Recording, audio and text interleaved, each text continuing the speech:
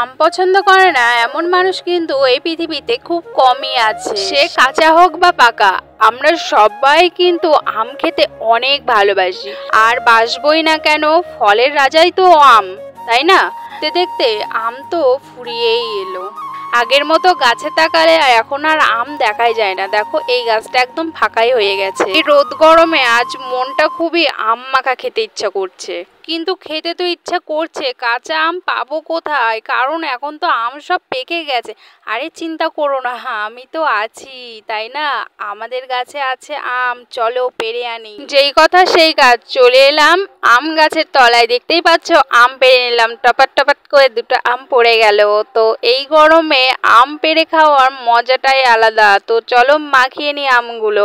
ভাবলাম গাছ থেকে আম পারবো, কাঁচা কাঁচা আম পাবো। ও বাবা, এ তো দেখি আম গাছেও পেকে গেছে। তো চিন্তার কোনো বিষয় না, কারণ এই আমগুলো হচ্ছে টক।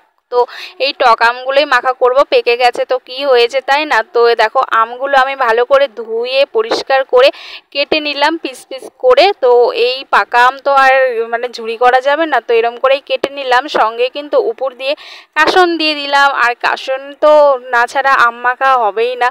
তো তারপরে এখানে লঙ্কা আর একটু লবণ আর একটু চিনি দিয়ে দিলাম। তারপরে এখানে এখন আমি আমটা ভালো করে মাখিয়ে নিলাম। এখন হচ্ছে খাওয়ার পালা। আর দেখো কি সুন্দর লাগছে দেখতে। তো চলো এখন বসে পড়েছি খেতে এক থাল আম নিয়ে।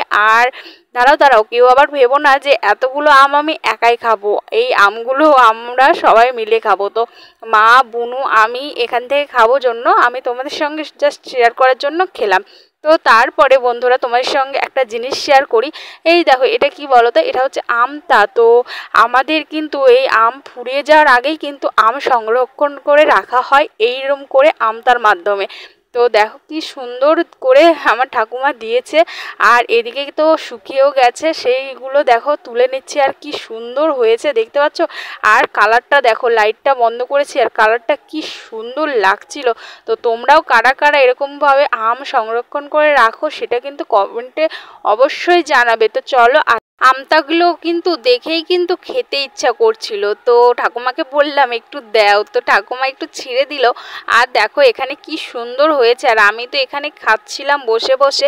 তো কি যে মজা লাগছিল দেখতেই পাচ্ছ। তো চলো বন্ধুরা, আজকে ছোট্ট একটি ভিডিও শেয়ার করলাম। নেক্সট ভিডিওতে দেখা